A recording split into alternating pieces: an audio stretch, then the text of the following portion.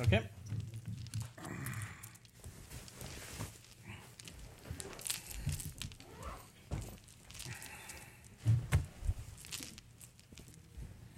It's colder than usual.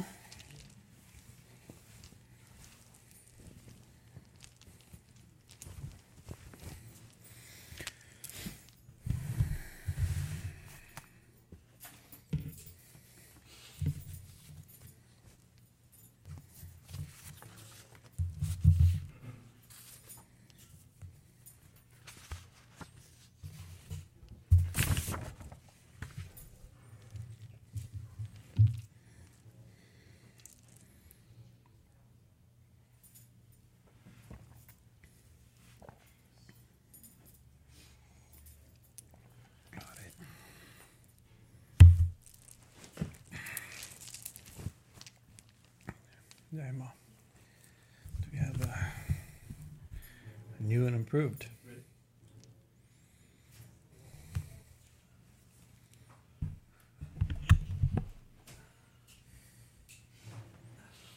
Dharma.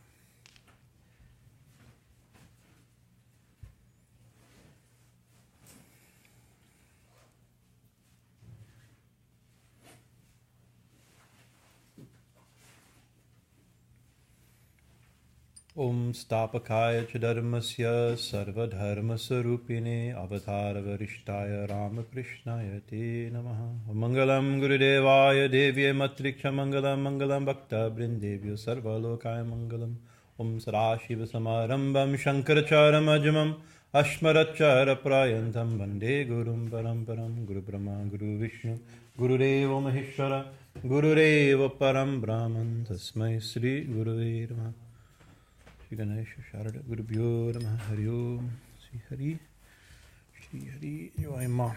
So, Yoima.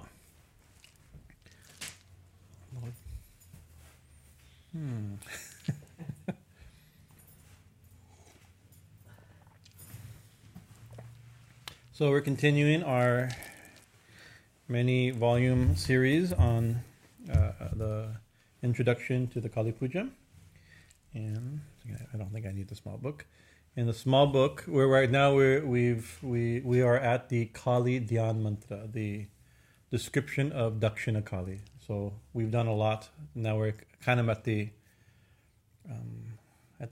almost at the crescendo of the puja. Now we're invoking, after all this preparation, creating the atmosphere and the scene and the container to hold this, the mental preparation, the astral, psychic preparation of the space, the preparation of the body and the subtle body, the Bhuta Shuddhi, the removal of our own self-awareness and installing in its place the Divine Mother. Very profound and deep things. And so finally we get to where we did the Nyasa for the Kali Mantra.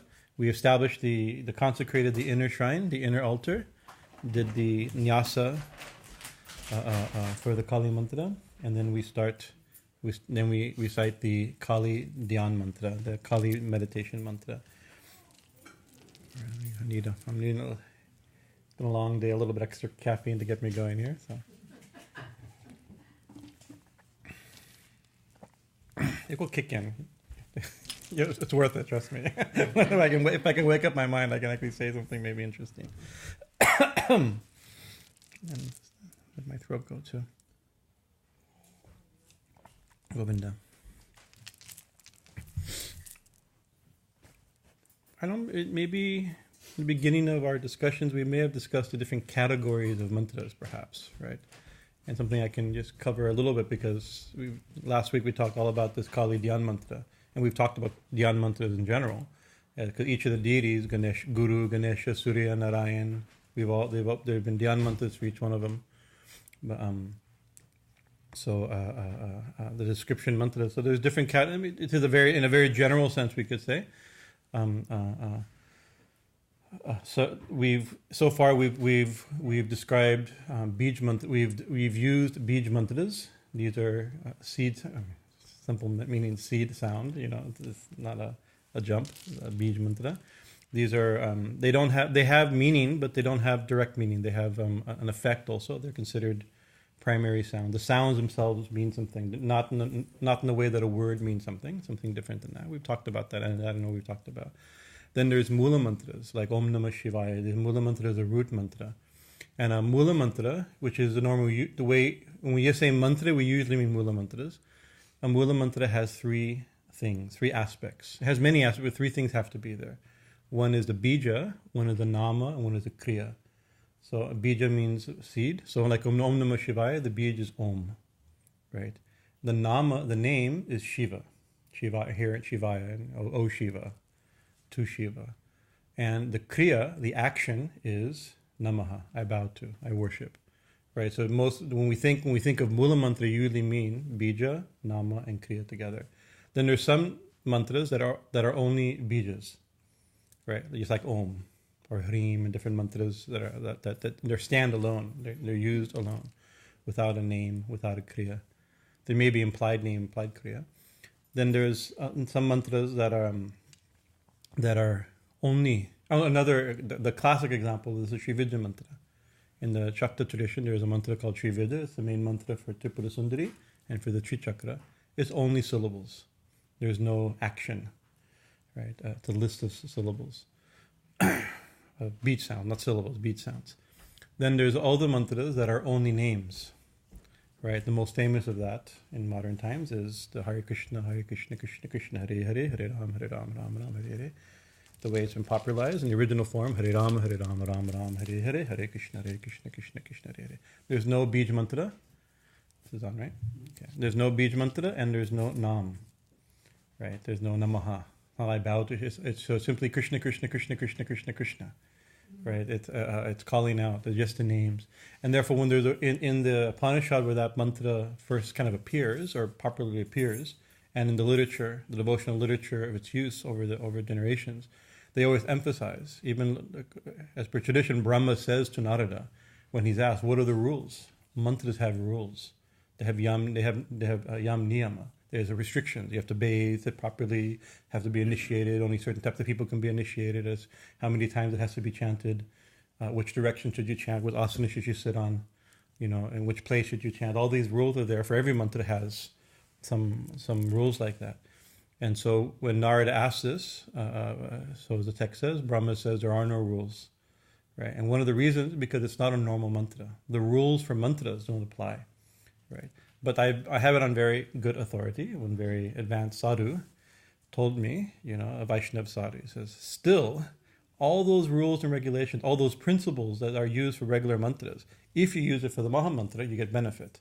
You get concentration, you get focus, you get purity. You still benefit from those principles of good good action in the mantra. But the name doesn't require. That's another type of mantra. Then we've also covered Viniyoga mantras. These are the mantras that describe the details of other mantras, right? The type of mantra that describes the details of a mantra or practice. And usually you can know it because it says Viniyogaha.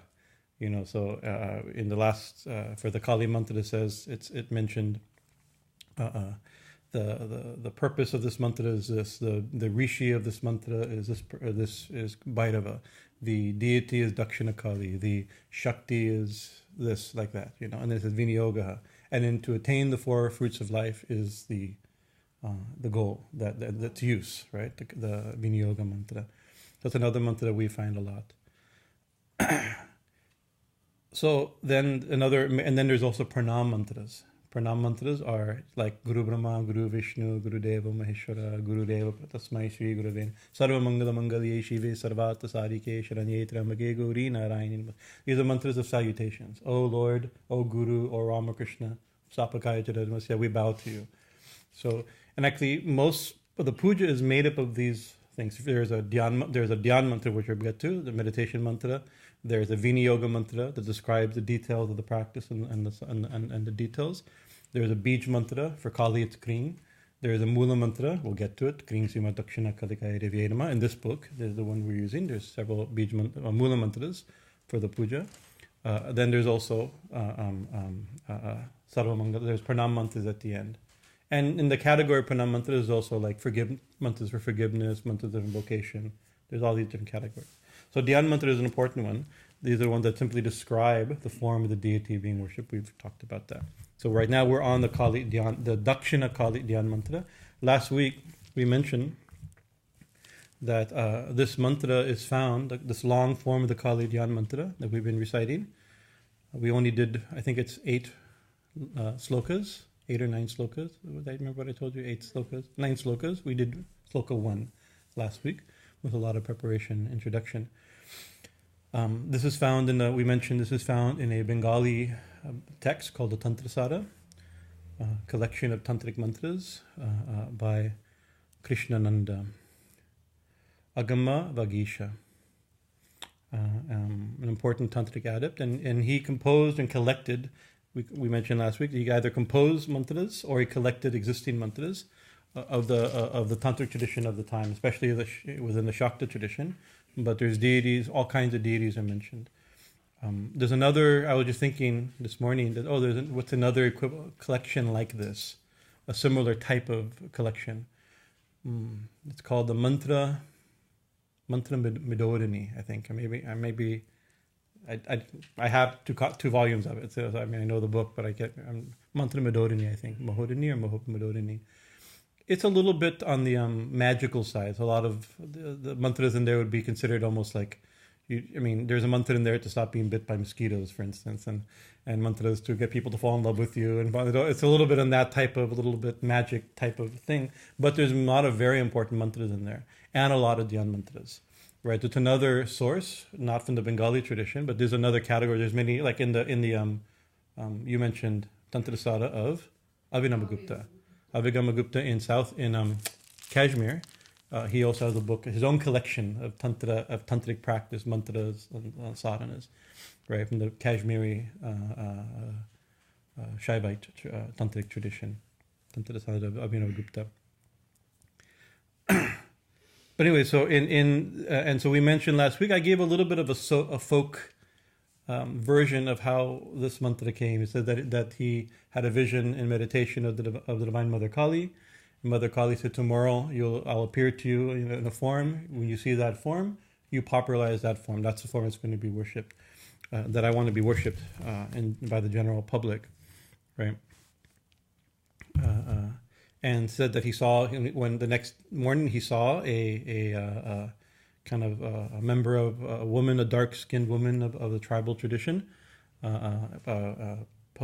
putting cow patties on a wall, right, like this, right, and it was one foot slightly forward, her right foot forward, and based upon that, this is a little bit of a folk tradition. It's very hard to say that this is exactly what happened, and very nice. There's one of our friends online, Somnath Bhattacharya, very nice Bengali young man.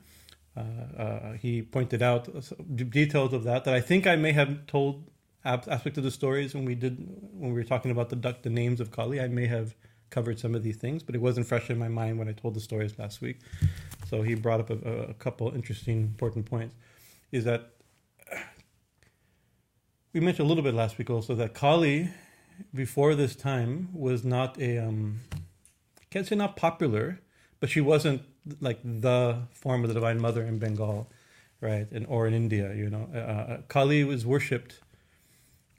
There's very ancient references. I mentioned there's a reference as Kalaratri in the Mahabharata. There's old text references and cult references, and maybe some ancient tribal type goddesses that were worshipped, that came, different aspects that became merged over time as we would consider aspects of Kali, different forms, different goddesses, local goddesses, cosmic goddesses, right? But in Bengal,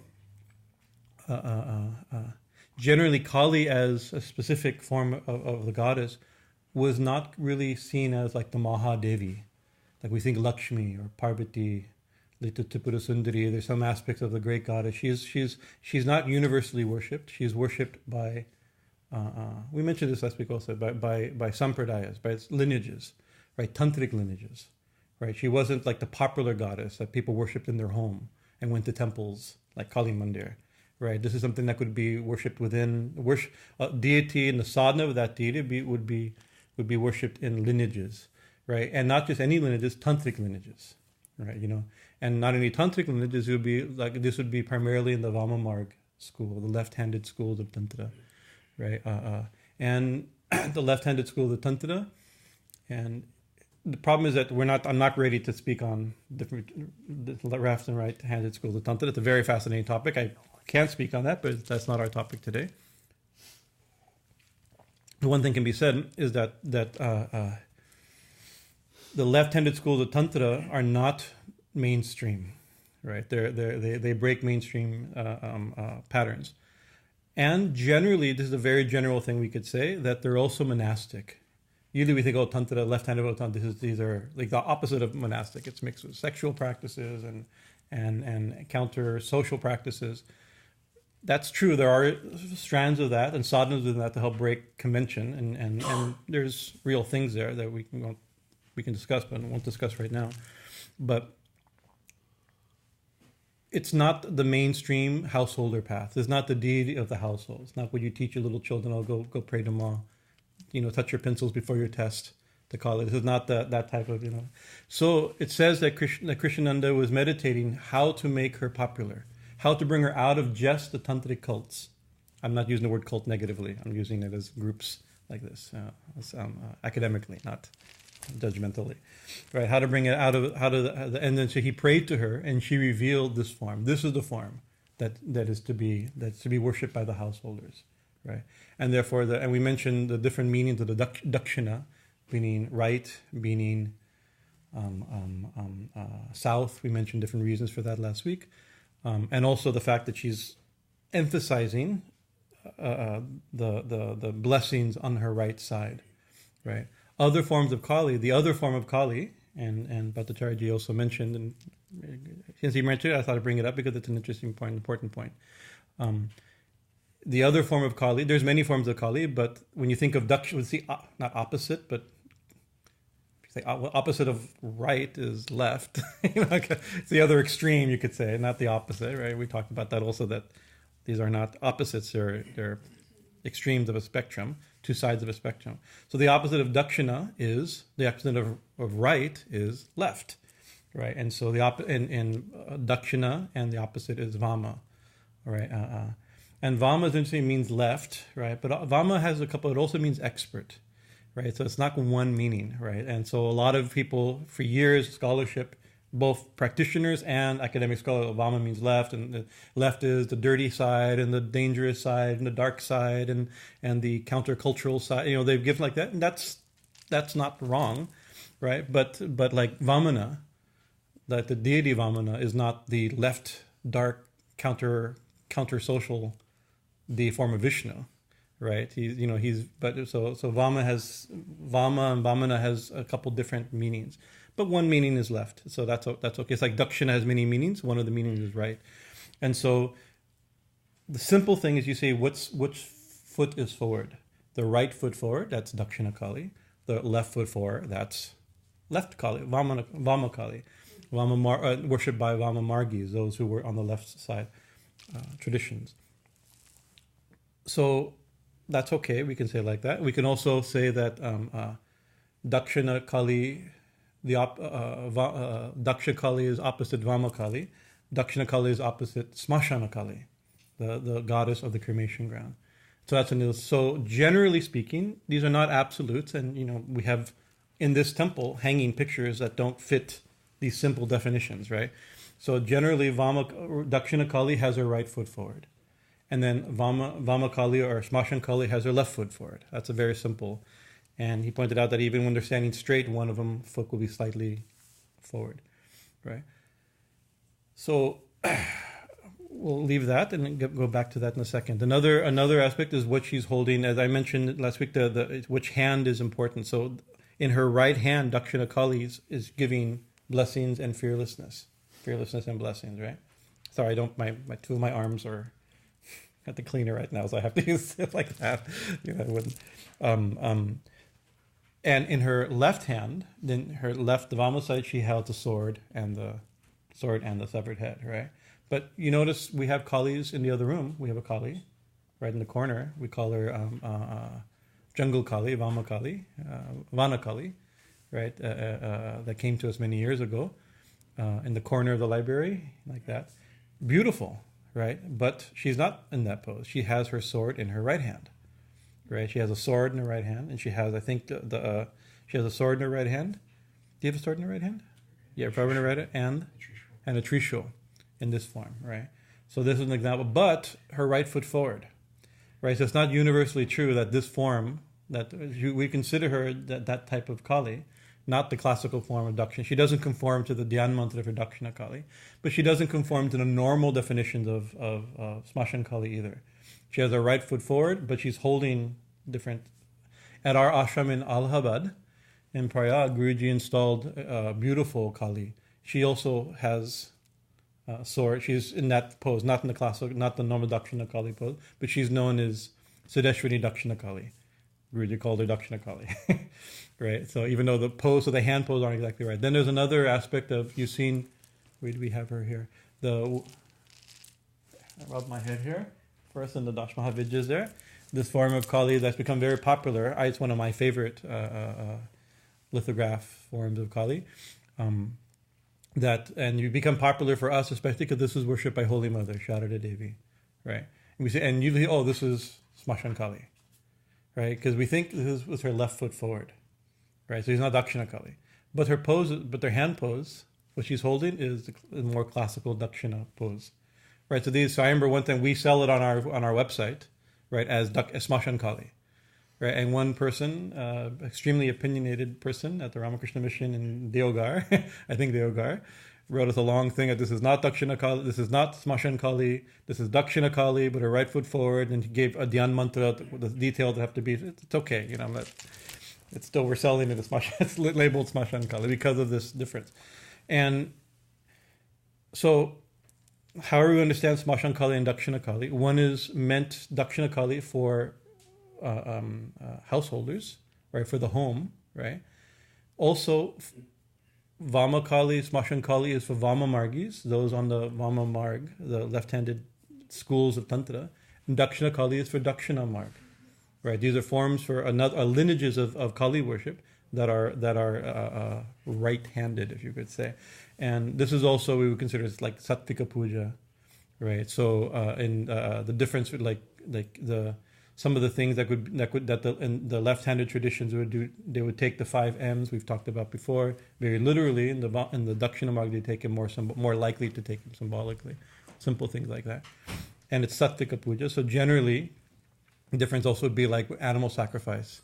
But that's not universally true. People sacrifice animals to Dakshina Kali, and not only to Vama Kali. So the problem is you can't say anything one thing. It didn't just descend from heaven like a set thing. It's a very complicated, developed tradition, right? But generally speaking, we can say it like that.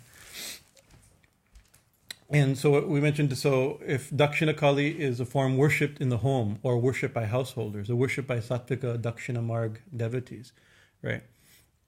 That allowed a cult goddess, in the non-negative use of the word, right, to become, in a certain sense, I can't say not yet a universal goddess, but a culturally focused. I mean, whole communities could worship her, right?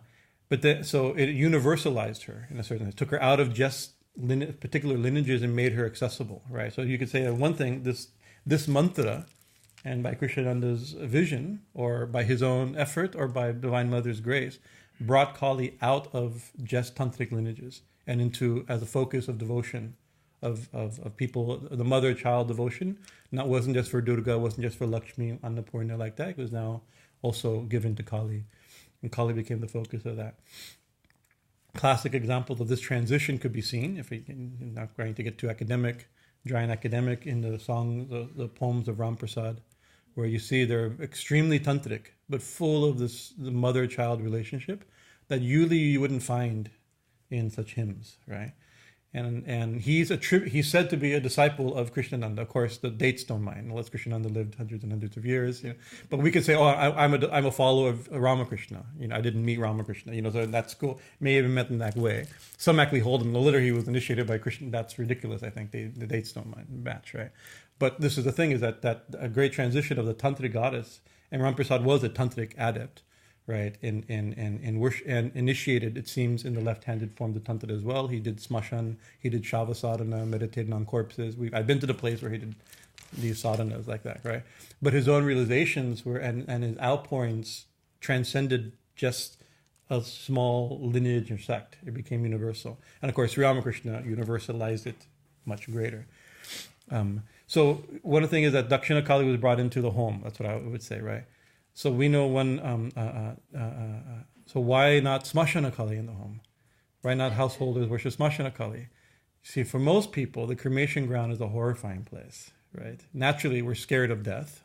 That's a human thing, not just humans. You drop a drop of you have a petri dish full of bacteria. You put a drop of bleach. Immediately, everything runs to the other side. Even at the cellular level, things are trying to not to die, right? So that's a very foundational thing. Life doesn't want to die; it wants to continue, right? So naturally, and then you attach to that, there's ghosts and ritual impurity of dead bodies. And scary things like, the animals that feed on dead bodies. These are jackals and like this, right? It's not a very nice place, usually we think.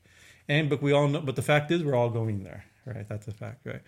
And Kali is the full picture. She's birth and death. We talked about last week. She's a full picture, and even the Dakshina Kali Mantra mentions her as Smashanavasati. She lives in the cremation, dwells in the cremation ground, right? But when we pray to Dakshina Kali, we're not praying for the cremation ground, right? The cremation ground becomes symbolic in the background. We see her as blessings and fearlessness, right? And so it said, well, grant us another year of happiness.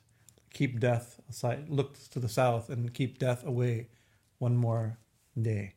This is the type of, so it's not, so we actually pray to her when we're sick, not to die quickly, right? To get well. We pray to us when we're suffering, not to pop the whole thing and free me, right? Sometimes it can be like, but not always like that. So if you're a householder, right, and you have children, you're not praying on how everything is temporary and how everything's going to be taken away. And Ma, please take everything away, right? That's not, even if spiritually that's your core desire, you want liberation from everything. Still, you have responsibilities and affections, and requirements, dharmic requirements, as well as personal requirements, right? So you don't pray like that. So Dakshina Kali is the way that Kali is worshipped in the home, not just by monks, not just by tantrics, not just by world-renouncing type of people, right? But for a monk, for such a person, Smashan Kali is the goal, right? We want name and form to disappear,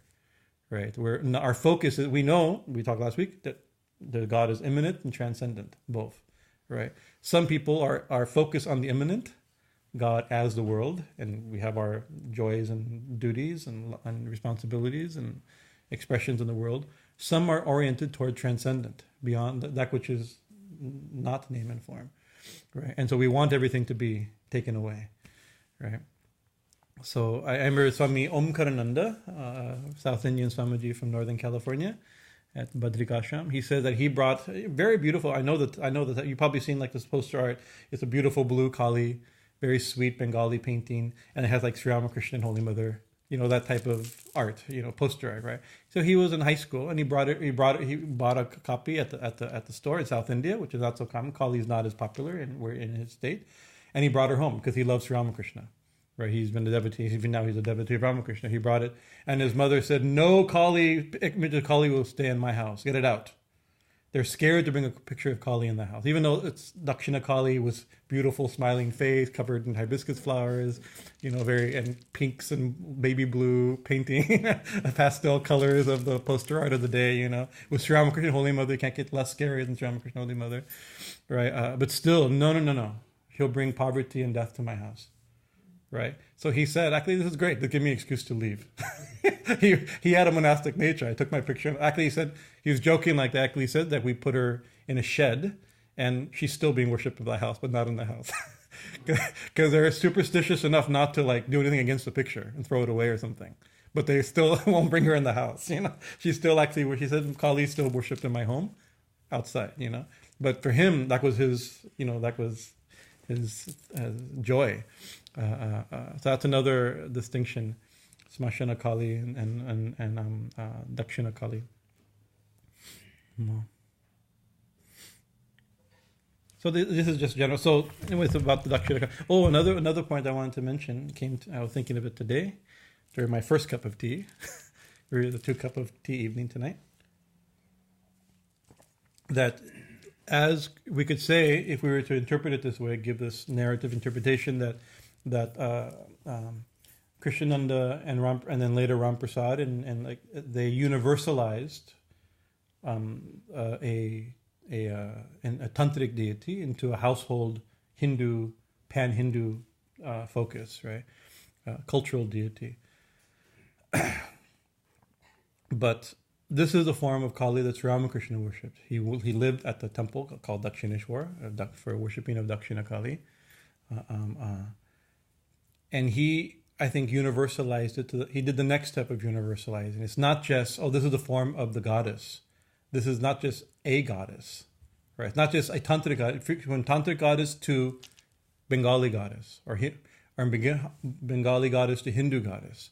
That's a big, the goddess tradition, where she's a form of the goddess. Hinduism has a rich and ancient, vibrant, unbroken goddess tradition. The whole world at one time had unbroken, rich goddess traditions. Bit by bit, they're broken and not as rich. Almost forgotten, masked, forbidden, completely outlawed some places. Sometimes masked. We worshipped we had our festival 2 days ago or 3 days ago of Our Lady of Guadalupe. This is an ancient goddess, masked in a form that could survive the conquest. So different things like that. But India has living goddess worship, right? Unbroken for hundreds of years, thousands of years, maybe. It's hard to say when you get to prehistoric times because it's prehistoric, but very ancient times. Can't say anything historic about prehistoric time by definition, right? Maybe even prehistoric, right? Pre-Vedic, prehistoric even. The goddess tradition may be there. It seems to be there. Archaeology affirms that, and tradition affirms that, both. So, local goddess, sect goddess, tantric goddess, Hindu, and then Hindu goddess, right?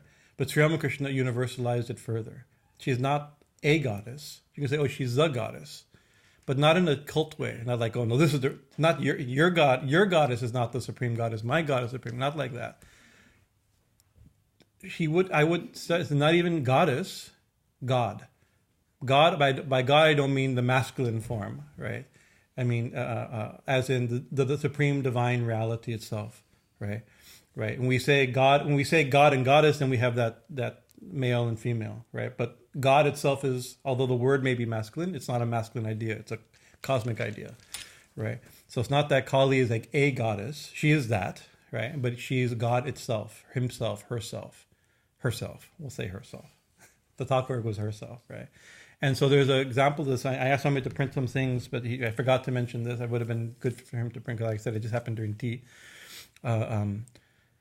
There's a conversation with Dr. Shakar, Sri Ramakrishna's physician during his final illness, is homeopathic, and he's quite a character. If you want an entertaining, a infuriating or entertaining discussion, is the way he treated his thoughts, and he's a very, very fascinating personality. And he did not like this Kali business and this image worship business and this guru business and all, but he loved Sri Ramakrishna. He couldn't get, he like this. And in a conversation at the end of, maybe in the volume 1 or maybe in another volume of the Kathamrita, Sri Ramakrishna is not part of this conversation. And Swami Vivekananda, Vivekananda and others are there talking to him about, they're having a meeting with Dr. Shakar about Thakur's treatment, and they get into like, he's a Devi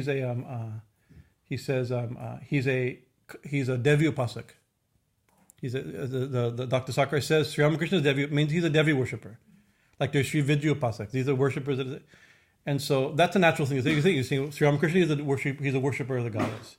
Right, that's a technical term. Somebody who worships the goddess is a Devi Upasak. Somebody who worships Kali is a Kali Upasak. Somebody who worships Sri Yantara is Sri Vidya Upasak. We use that term, right? But they immediately say, no, that's not it's not, your misunderstanding, right? He says, the one, and this is a great line, right? I wish I had the original in front of me, but he says, the one whom in the Vedas or the Upanishads say it called Brahman, right? the ones that the Vaishnavas call Krishna or Vishnu, the ones that the Shaivites call, the one that the Shaivite calls Shiva. Then he brings it not just within Hinduism to break it, the one that the Muslims call Allah, the ones who the Christians call Jesus, right? That one, Thakur calls Kali, right? So Kali is not just a tantric goddess, not just a Hindu goddess. She's not just a goddess, God, goddess, and beyond, right? So his supreme idea. So he universalized it to an extreme, kind of the final universalization. Who knows what the next universal movement from Kali from like this. So that's an interesting point. What Swami Bhajanananda did print me, there is in the Sri Ramakrishna has goes on a boat ride with Keshav Sen and Vijay Krishna Goswami, and like we have a painting of it by Hidde Goswami in the corner there, where he's on his way to the boat. Right, it's a very big ship, beautiful scene. But I personally think that this is one of the most important conversations recorded in human history up to now. This is my subtle, humble. I will defend. I may spend my rest of my life defending this very point. I'm beginning to organize my thoughts to spend my rest of my life defending this very point, right? But in it, Thakur says exactly those type of things in his own. Not Swamiji and M talking to Dr. Shakar about this. He himself is saying that, right?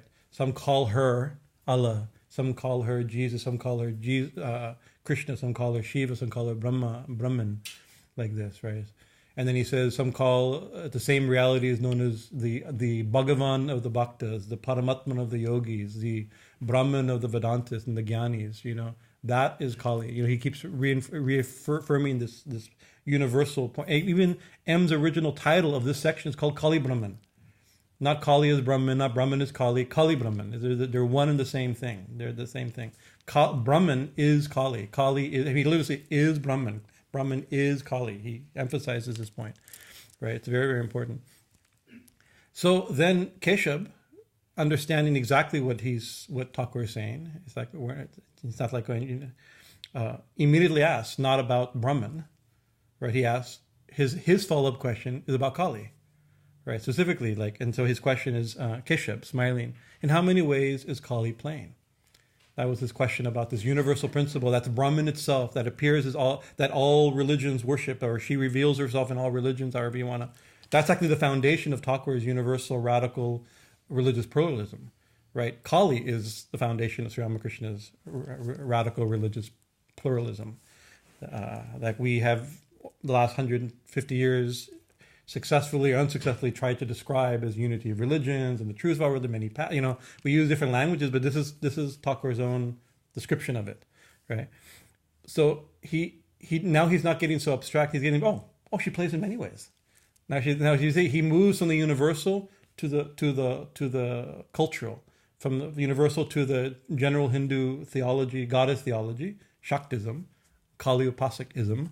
Right? I don't know how to say it, how to turn these two words, join them. Or even the tantric forms, right? He says, so Sri Ramakrishna says, she's plain in various ways. She herself is Maha Kali, Nitya Kali, Smashana Kali, Raksha Kali, Shama Kali. Right? He says, there is mention of Maha Kali and Nitya Kali in the Tantras. So there's your tantric deity, right? So it's the same, the thing is, the same Kali, that's the supreme truth, that's the supreme Brahman that's worshipped and revealed in every religion, right? Isn't also the same Kali mentioned in the Tantras. It's a universalization of these things, right? Back when creation hadn't even happened yet. So not like, I always say, once upon a time when the world was young. Once upon a time when there was no world yet. It hadn't even happened yet. I like this language. Not like before creation, but creation hadn't happened yet. I like the language. Back in the time when creation hadn't even happened yet. There was no moon, sun, planets, earth, dense darkness. There was only Ma.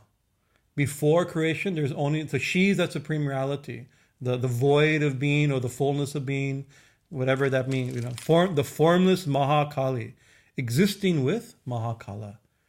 So it's like his universal deity is very tantrically described here, right? Shama, that's Mahakali and Mahakala.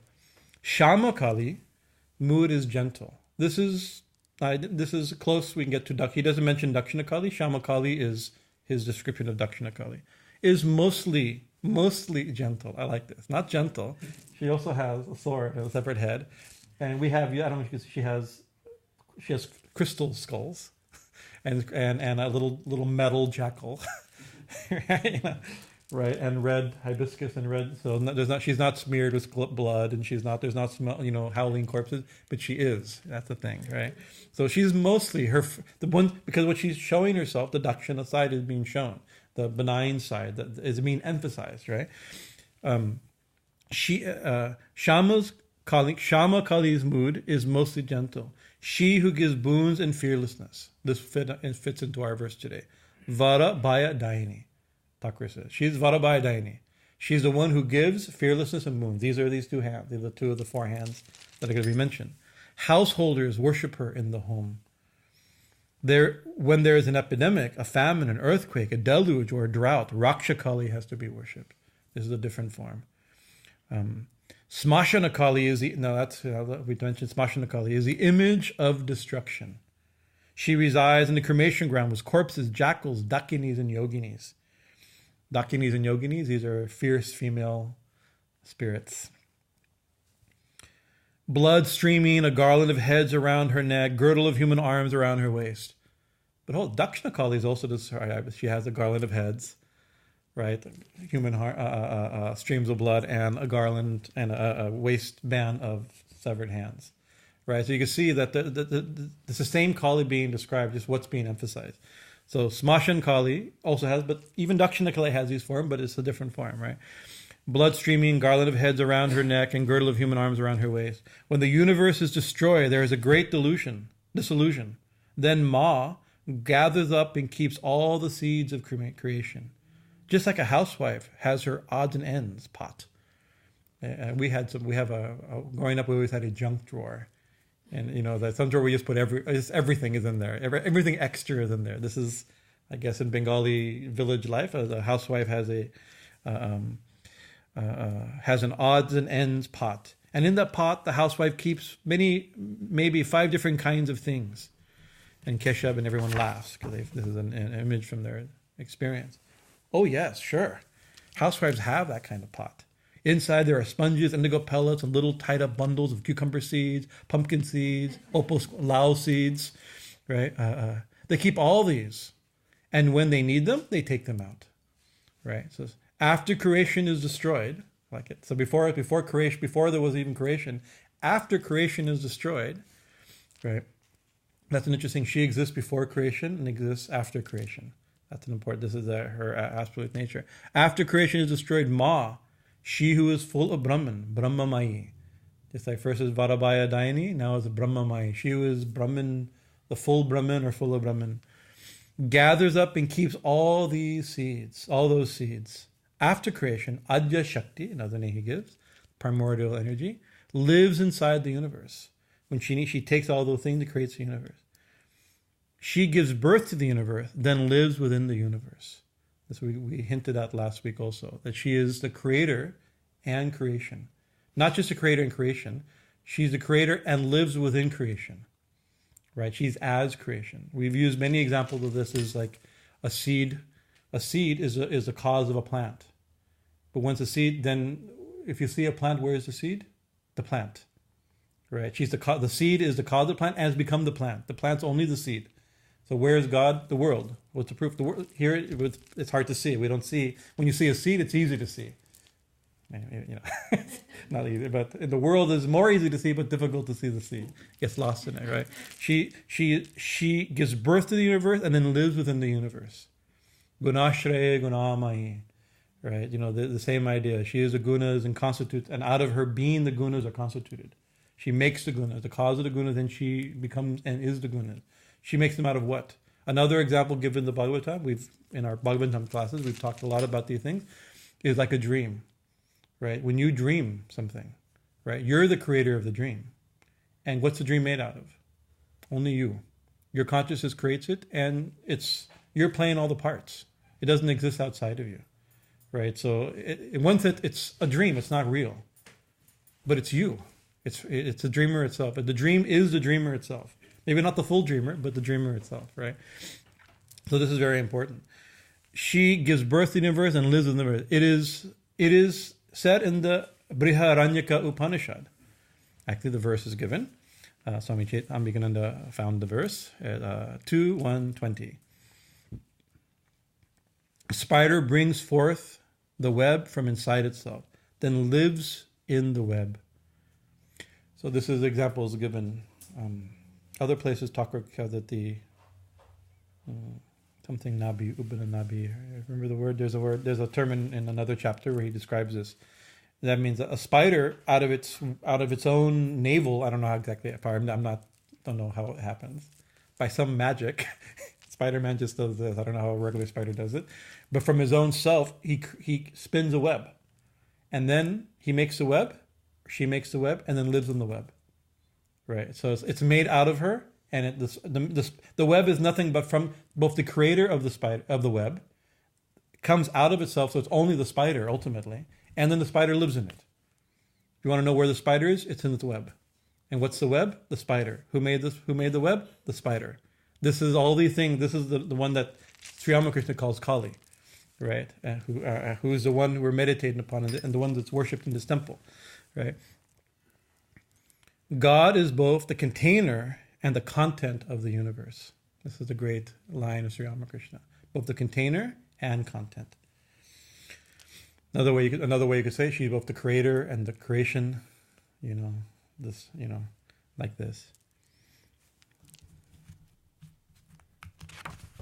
We'll leave because we have our introduction to verse 2.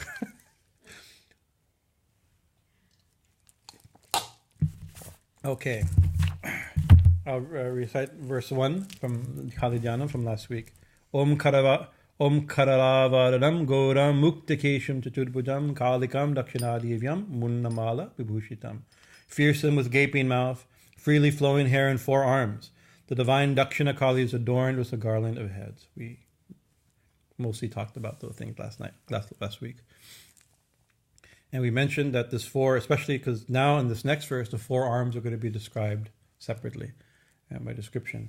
And we mentioned that the 1, we gave a little bit of philosophical, symbolic interpretation of this, how the 1 that is Shiva, the 1 universal consciousness manifests, expresses as this world, that is Shakti, and its expression. How the 1 becomes many. This is the image of the 1 becoming many. This is a picture of that moment, or a picture of that reality, of the 1 becoming many. And then she expresses through vibration. We talked about Om and the garland of severed heads, meaning the different syllables or like that, the letters or syllables of the Sanskrit alphabet, and the vowels behind it, and the sutra in between it. We described those things last week. And then it becomes a full expression of the world of multiplicity, or in our experience, a world of duality of good and bad, birth and death, health and happiness, but everything in between. So we're only showing the upper and lower hands, not all that. There's unlimited. There's 8 arms, 10 arms, 16 arms, 32 arms, thousands of arms, millions of arms. It's every possible experience.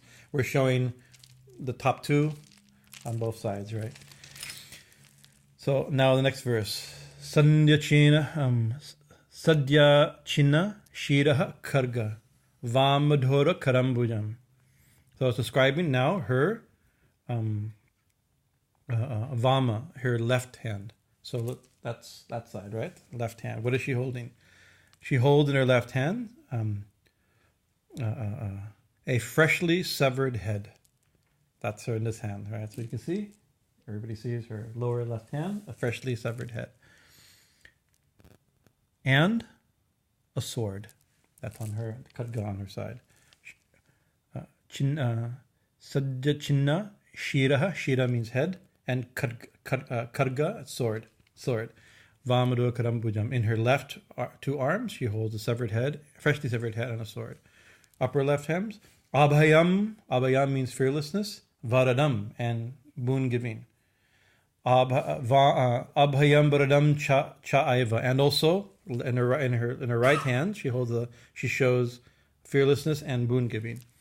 Dakshina Udvana Panikam, in her upper and lower right hands. That's the verse, right? In her lower and upper hand, she holds a freshly severed head and sword. In her left lower and upper hand, she holds a freshly severed head and sword. Her upper and lower right hands show the gestures granting fearlessness and blessings. That's a very simple thing. In the let's see if I have here. In our talks on the Kali Sahasranama back in the day, there's a cluster around verse 18, 19, 20 of those verses.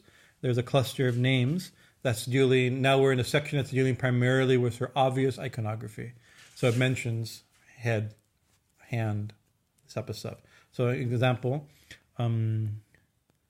Varada Kanga Palini, Punyanami Pitihara Varada Kargapalini Nri Munda Hasta Hastam Cha Chinamasta Sunakshika Dakshina Shamala Shama Shanta Pino Natastani. This is verse 18 and 19. And in it, some verses, some of the names we won't mention, but it says Bitihara. Bitihara means Bitihara, remover of fear. So that's a Bhaya Mudra, just described differently, right? But it gives an idea. It's not just fear granting, it removes fear. So you can say, oh, fear not. You can say, don't worry, don't fear not. That's an idea. But it removes fear. So you have to think, we'll go back. Varada, granter of boons. Kanga Palini. Kanga is the same as sword. It's another name for sword. And Palini, protective sword. So we would say dramatically as a sword of protection. Right?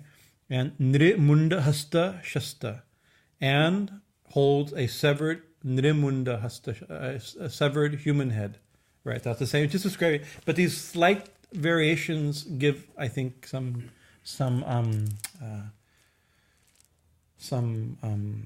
hint at their meaning, some clue into ways of interpreting it. Now, when we mention how this image is a snap of creation or a philosophical picture, an iconographical language of a very huge philosophical, theological thing. How the one has become many, right? It says, "I am one that become many." This is one of the opening verses of the Vedas, right? How the one became many. And so here, visualize as Shiva, infinite consciousness, is one way of interpreting this form. Expressing. This is one way Hindu theologians and mystics, yogis, tantrics have given this interpretation. How we mentioned that last week. How one has become many, and so it's become the full spectrum of experience, right? And so it's a bold way of looking at reality to see death is divine. We mentioned, and birth is divine, war is divine, peace is divine, creation is divine, destruction, everything is divine. Everything is the expression of that one divinity. So it's a very beautiful and bold and incredible message, this image, right? But to a yogi, right, all that's fine. Just for a philosopher or theologian, that's fascinating. Wow, well, what a bold picture of reality. What a wonderful way of thinking of divinity and creation. These are the topics of philosophers and theologians, right? Including ourselves. We like this type of thing. We get very excited about these type of things. Like, it's literally the aesthetic and intellectual and mystical radiance of the whole idea is thrilling, right? But to a devotee, right, a yogi, somebody, here I mean a devotee or a yogi and a sadhak, right? Somebody who, of course, there's many reasons to do sadhana, but in the highest sense, it's like somebody who's searching for the one. To know how the one became many is fascinating, but how do the many find the one? That's another thing, right? So now the same images changes. Like in the Sri Yantra, well, I always point up there, but the camera's not up there.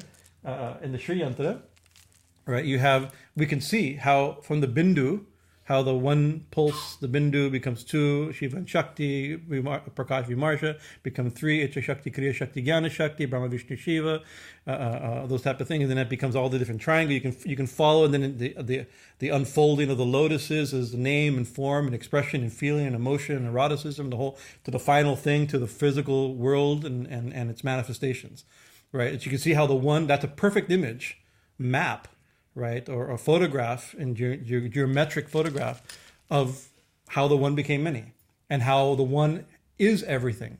That's part of the beauty of a Sri Yantra, right? So it's not just how one became, but how become is everything, not how just one made everything, right?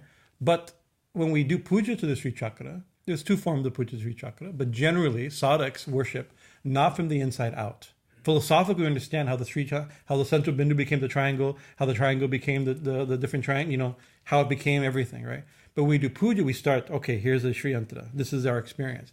That we start on the outside at the 4 gates, right? These are the ways into spiritual traditions, right? And then the Shaktis and the problem is all the Shaktis are going out. So it's very hard to go against the stream, right?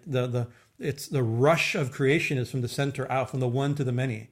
To find the many means you have to swim upstream. Swami Ramakrishna said, a sadhak is somebody who swims upstream. It's a great, what a powerful image, right? It's easy to flow downstream. It's easy, beautiful, pleasant, right? Unless you're trying to find the source of the stream, right? If you don't want to get lost in the ocean, it's fun perhaps and definitely easier, right? But it's harder. It takes skill. It takes a lot of effort, a lot of danger to swim upstream. So Ramakrishna, another thing he said, it's like everybody turns a lock this way, the key, right? You have to turn it this way, right? You have to how to go the opposite way. That's not easy. Everybody turns this way. We've been taught by our parents to turn this way. We're biologically, chemically, neurologically programmed to turn it this way, not to turn it the other way, right?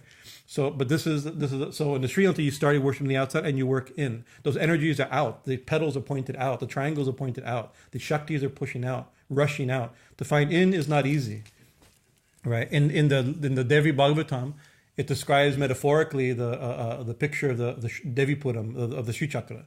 Bhuvaneshwari Devi, as the supreme goddess in the Devi Bhagavatam, and each of the gates are described. There's tens of thousands of yoginis and dakinis. These are female spirits, right? Each one with retinues of armies, right? With weapons, all of them pointing their spears and weapons out, screaming, "Kill him, cut him, tear him asunder, burn him." Right? It's not easy to go against that when you're being thrown out.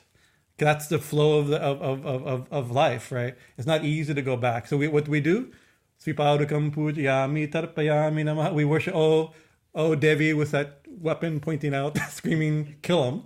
Like we offer you the sweet liquid at your feet. We please with your permission, if you allow, let us in one step further, following back to the center, right? So the same thing. This image is a iconographic reading of the Sri Chakra in the same way, right? Or that philosophical system the same way. So how the one became many. There you go, picture of it, snap picture. Now you no longer you don't have to guess. Now you know exactly how it happened. We have it right here. It's happening. Not just how it happened. It's happening, right? It's continuous, right? So now it becomes, to a sadhak, these same things change. They become the way to the one, right? Now it's not just birth and death and success and failure. It's have no fear. Not just fear, it's the fear destroying. Bittihara, right? What is the fear? We fear duality. Actually, in the Upanishad it says, duality is a cause of fear. The consciousness of another. When there is no other, there is no fear. Right, that's a definition, a simple definition in the Upanishad. Fear comes from another. When there's no other, there's no fear. Right? This whole philosophy of there's no other. Our experience of duality is not real. It's real, but not the way we think of it. It's not, our experience of duality is not actually duality. It's an experience of multiplicity. There's only one playing all the parts. So what's the fear when you can see that? Right? She's showing have no fear. Not only that, she's your mother. I'll protect you. Right? So that's in the beginning. Oh, please protect me from. It's like if somebody, let's say a little kid's scared of the boogeyman or a monster, and I know in pop culture there's all the people believe that there's monsters in the closet. It's true in pop culture. In my closet there was actually a monster growing up. So I happen to know for a fact. I saw him for years, right? So your mom becomes the protector of that. Person, no, don't worry, I'll kill it. See, I'm going in. I'm going to the closet, and she, So there's never a monster in the closet, but she's protecting you from the monster in the closet. So even the idea of, Ma, protect me from evil. She protects you from, there's stories, Ma comes and kills demons, right? The demons are only her, right? Mahasuri, Mahadevi, she's the god. She's playing all those. She's gods and demons are both her, right? So when she kills the demons, what's that? What is that? That's realization. That's only her. She takes the duality, the sting of duality away, right? So all of a sudden you see, the sword, the Abhaya Mudra is a destroying of the fear of duality, because you not only because you have an awesome God to protect us, through the devotional mood, but also the reality that what she's protecting us from the fear of duality itself. There is no duality. Then Varada, granting a boon. What boon do we want? There's a beautiful in the Sandri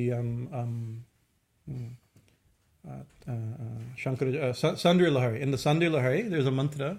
It's a very beautiful mantra. It's describing her pose, right? Pointing down. And actually it says interesting, it says, all the other goddesses, of course this is glorifying her as the supreme goddess, as unique and distinct, right? As the supreme goddess.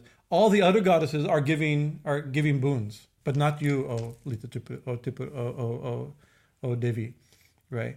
Because actually, so even though she's doing this, she's actually not giving boons, right? Any common spirit, I mean, any local goddess can give a boon. You do some tapasya, you do an offering, they give you a boon. That's easy. She's supreme, right? Instead of what's she doing? She's pointing to her feet, right? And so like what we really want is her feet. And what's her feet? Her feet are touching Shiva. What we really want is the one, right? She's not giving boon. She's showing the real boon. The real boon she's giving is to transcend desire, right? What we really want is God. Not that she's giving, of course, Ma, see in your hand, please give me your blessings. Destroy my enemies and give me there's some stuff I want also. Yeah, some stuff in the situation. There's stuff. Okay, let's get that. We want some stuff, So in one sense, God is the one who gives everything, the source of everything and everything. So there's nothing wrong with praying. We usually think it's wrong to pray to God for stuff, right? God's the giver of everything. That's a big realization. At least we know who to ask for, right? But it's not that sublime. It's still very much in a childish mood. Swami Bhajanananda described it as like going to a king, the emperor, and asking for some potatoes. We're asking small things, and the person would give us everything, right? It's just it's foolish. It shows mean-mindedness or small mindedness, right? That we're like if you're a beggar, a beggar who's begging for some coins goes to the king. I just want to give you some coins. We don't know when we get close to her, she can give us the whole thing. The real boon is to go beyond boons, to go beyond desire, right? So that's another. We have fearlessness beyond duality and beyond desire. By really showing her feet. This is what we really want, right? Her hand's actually pointing to her feet. You can see, right? Another thing. And then Khadga Palani, destroyer of the sword of protection, the protective sword. So it's not just death, right? Right? It becomes often given as discrimination, right? And what is it? Becomes between the sword of discernment is an often way. This is a common way yogis like to think about this. Right, and between the real and the unreal, or maybe a little more carefully said, between the permanent, the lasting, and the temporary, between that which value and the shallow, valuable and the shallow. Like you can start to separate like this, and even between everything. And also we use not just discrimination, intelligence, sharp intelligence to see what's what, right? So that becomes a way into the yantra, not the outer fierce edges of the creation of the yantra. This is the way into the yantra, into the center of the yantra. Discriminate between the real and the unreal. This is a common thing between the real, the permanent, the valuable, like this. That is a protection. Actually, a good discrimination is our greatest protection. All right, that's a protective. Not just that she'll kill the demons. She will kill the demons. But what's the demon that she's killing? Right? You could see an undisciplined, uncontrolled, undiscriminating mind is a very dangerous thing. You can see, right? So this begins, and actually many of her weapons in the Chandi mentions many other weapons, swords and discs and trishuls and lassos and all this type of stuff. Each one is given also aspects of sadhana, right? So this is also an aspect of. So this is a sword is discrimination is one of the practices. Then Nrimunda Hasta Shastacha, and the severed head. So it's not just a severed. Okay, this is death and destruction. That's true. There's awesome paintings of whose head is she holding. She's holding 3 heads in her hand: Brahma, Vishnu, and Shiva. Right? They're really spectacular paintings, Right? She's going beyond every. I mean, she's the death of every. Even the gods of creation. Right? They themselves are also temporary. She's the supreme after creation, before creation. Right? She holds these type of things. Right? You can think of it this way, as a great symbol of death, of everything's ultimate demise. But it becomes a different thing. What's our head? We've in our Kali Sahasranama talk, we had several talks on skulls and heads and severed heads and things like this, right? But we can go very simple. What is the head? In the Kali Sahasranama, the next name is Nirmunda Hastasha Chinnamasta Sunashika. The next word is Chinnamasta. She holds her own head. So they said, so it gives a little hint, and by the cluster of these names, whose head she's holding. Of course, so our head, we usually think this is our identity, our thoughts. So sometimes when you lose your head, people, don't lose your head. I mean, you lose your reason, right? But sometimes our reason's what's holding it. So sometimes a liberated head could be like, we're beyond logic and we're free, right? That's one way of thinking. That's one possible thing, is to go beyond our being stuck in our head, the logical realm to the mystical realm.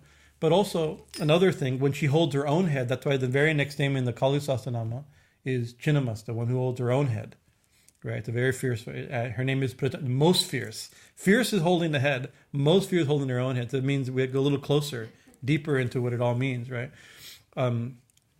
Actually, your head. Usually we think, okay, our head is our concepts and duality and thinking and reason and anxiety. All those things, we cut that. We be quite free, but also, our body is what is our world of duality. This is where we think this is real. Our desires are physically based. Our identity, most of us, I mean, there's the few that a little bit identified with their ego and their mind and their intellect, like that. But if you poke a little bit, we're all primarily we're identified with our body, right? We think we're the body. We think I'm me. I'm Swami Bhajanananda. And I have a history, and I know what I've done, and where I went to school, and what I'm doing now. This is all that, even where I went to school, is body-based, right? The things I've gathered from the, so we're very physically, and then our world is physical world, right? So, Muladhara Chakra consciousness, we're conscious of, this is the outer rim of the Tri Chakra, the Muladhara, the Bhupur, right? So this is our physical, and so the cutoff is also to cut off the head. Because interesting, in Chinnamasta, she cuts off her own head, but this one, she cuts off the body. That's another way of thinking of it. So is it a severed head or a severed body? Right? She threw the body. Usually in these really radical posters, there's like headless corpses. Headless corpses lying on the. You can't get more direct than like that. It's like she hasn't cut off the head, she's cut off the body. Right? Very interesting. So then it becomes the reverse side of that same idea of going beyond, of liberated consciousness, right? It's from both sides of the type of thing. Very interesting. What name over here? Bittihara, remover of. Oh yeah, okay. In the Kali Sahasranama, it also, the same group of names also mentions Dakshina. Right, this is that same cluster of names, right? And Shama, dark, right? Just like in the Kali. Oh, I have another beautiful hymn here. In the last few minutes we can mention. We mentioned that as far as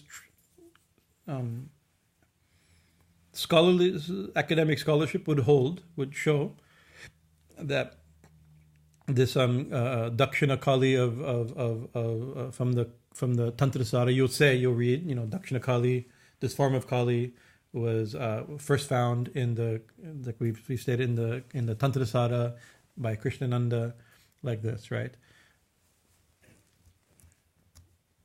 So that means that other texts that describe her in this form would have to come after that, right? And that could be, I haven't thought about carefully how to date text, but there's a text that we love very much at Kali Mandir. It's the Kalika Astakam, right? And it's attributed to Shankara, and so that's a problem because Shankara is older than Krishnananda, right? So either if it's by Shankara, that shows that Krishnananda had an insight into a pre-existing goddess that Shankaracharya already worship, right? But we're joking that since there's nothing impossible for God, there's nothing impossible for Shankaracharya either. He could, if you put all the things Shankaracharya is said to have done, he's greater than God himself. So he can easily write a hymn about a deity describing a deity who hasn't appeared in history yet. No problem. I have no problem with the mystical, flexible logic of devotion, But so anyway, the Kalikastakam is most likely a later text. At least this, and the Kalikastakam has a Dhyan mantra attached to it, right? So it could also be that the Dhyan mantra was added as part of the actual verses praising, the 8 verses praising Kali, maybe Shankara or an early Shankaraite tradition, and maybe the Dhyan mantra was then attached to ritual use, because we always do a Dhyan mantra before, maybe a Dhyan mantra. I haven't studied whether or not this Dhyan mantra is found in another place, right? But it's in the exact same meter, so I doubt it. I think it's unique to this, but I haven't. But anyway, it's beautiful. It describes also a very exquisitely beautiful, in a shorter, just in 2 or 3 verses, the form of Dakshina Kali. In 3 verses, this form of Dakshina Kali, a little different.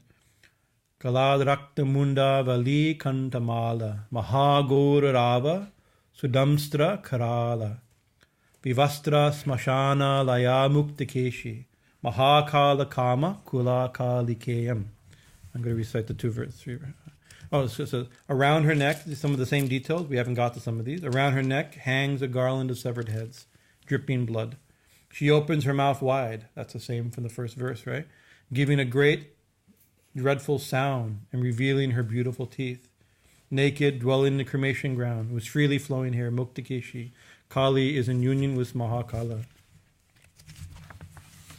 We'll get there too. Pujevama yugme shirosmi sim tadhana. Param daksha yugme bhayam vai tataiva. Her left hand holds a sword and severed head. This is the Dakshina form. Her right hand grants boons and fearlessness. Sumundya pitunga stanabhara namra tashatrakta shrika dvaya su smitasyaha. She is bent by the waist by the weight of her mountain-like breasts. The corners of her glistening, blood-stained lips form a sweet smile. Some of these details will be brought out in the next sections of the Kali, the Dhyan mantra. Shava dvandva karna patamsa sukeshi lashat preta panim prayu kaita kanchihi. Shavakara munchari rudra shivabhis chatur dikshu sabdya mana bireji. Sorry, I don't chant this regularly. Swami Amikananda chants it very regularly. If he's here, I usually have him. Whenever I bring up this verse, I always have him chant it because it's exquisitely beautiful traditional meters that are given to this hymn. Her 2 earrings are corpses. Her hair are beautiful. The gleaming hands of demons tied together form her girdle. She eagerly ascends her throne of corpses and sits upon Shiva as the 4 directions fill with the sound of her jackals. The reason I mention this verse, it's describing in a little more poetic and more dramatic description the same form of Dakshina Kali, right? So that Shankaracharya is also reciting, very beautiful. As we go through the other verses, the next few verses of the Dakshina Kali Dhyanam, we can refer back to this hymn because there's things in this hymn that are the way they're said is extremely esoteric. And it gives a hint. This is, if it's a later text, right, which is probably, if you judge, if the first time this appeared, it was Krishnacharya, this has to be after Krishnacharya, right, Krishnananda. So if we using that principle, this is a later text, this shows how this image of Dakshina Kali has been interpreted by mystics, by tantrics, right, by whoever wrote this hymn, Shankaracharya himself, or somebody in his line, or using his name, or attributed to him, right? Because there's little hints. There's a line in the hymn that says, no, it's too beautiful. I'll end with this actually.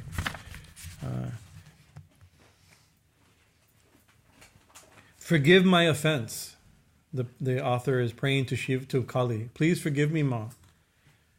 This most secret feelings I have expressed in front of everyone. So the most esoteric realizations and feelings about this, he's spoken publicly, right? Things that shouldn't be spoken publicly are being spoken publicly, right? Purified by meditation upon you, I have become emboldened. I like this line because of your purified by meditation, I become. I'm saying these secrets. Forgive me, but I'm saying it. Forgive me for saying it, but I'm saying it in a certain sense, right? Right. And then the refrain is a beautiful refrain of the whole Dakshina, the Kalikastakam. What your true nature is, even the gods do not understand. This is the refrain, right? Sarupam twadiyam navedanti devaha. Right. So even the gods don't know what your real nature is. It's a very important refrain found even in the Upanishads, right? Or in the Vedas. Yes, a famous Vedic verse that even the gods don't know. It says maybe only gods know, but then again, even the gods may not know, right? So we think God knows the truth about the reality, right? But maybe even the gods don't. Even God doesn't even know. Even she may not know. Who knows? She's such a mystery. Who knows what it all is? Maybe this whole thing is her trying to figure out the mystery of her own being. Who knows? It's been fun, this whole thing. But so anyways, these later, if we consider this text later, these later thinkers and mystics, that means he's put secret things, secret interpretation, purified by his own realization and practice and meditation, to interpret some of the symbolism of this that's given of Dakshina Kali, of these arms and her poses when she sits on Shiva and union.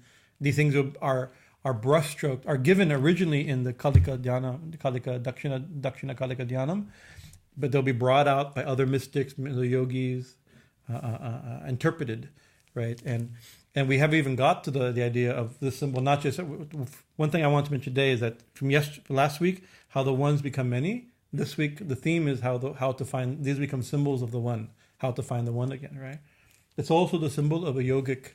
This is also the symbol of a yogi, of an awakened yogi, of awakened Kundalini. There's so many layers. Maybe this was never intended.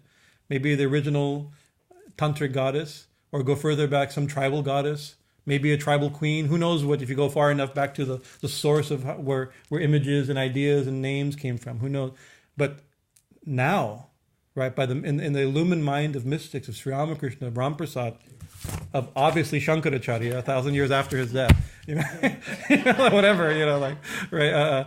They're revealing it's being universalized and reinterpreted, and every generation of yogis, every generation and the lineage of mystics and theologians and philosophers and poets and writers and scholars and blasphemers, every possible group are stretching what has started by who knows what, long time. Actually, we know before creation was before there was even a creation, she was there, right? And now in creation, it's quite amazing what she's become, and the symbols what she's and one way I sometimes think of her and symbols like her. Symbols, please excuse me, I'm about to call you a symbol, right? Don't mean it in a disrespectful way, right? We sometimes use this idea that they're markers. We use this term markers of forgotten geography, right? They're the ancient world, the primordial world, the mystical world, right? We don't live in that world anymore. It's covered, right? We've forgotten it, right? But once in a while you find symbols, wisps, mention some that are leftovers, or that they share the two worlds. These are called tirthas, where two worlds meet, right? And so an inconceivable reality, a mystical, mysterious reality that we've forgot long. What Ram Preda says, that we remember, but we used to know, but we have long since forgotten. These certain things that remind us. So I consider puja to be engaging that, and these symbols, image of Ma, and her mantras and pujas like that, to be that world, the forgotten world, the real world in a certain sense, within this world. So we'll leave it at that. Any questions, comments, challenges, rebuttals? I can defeat all of you. I'm ready. I have one more sip of tea. I'm ready.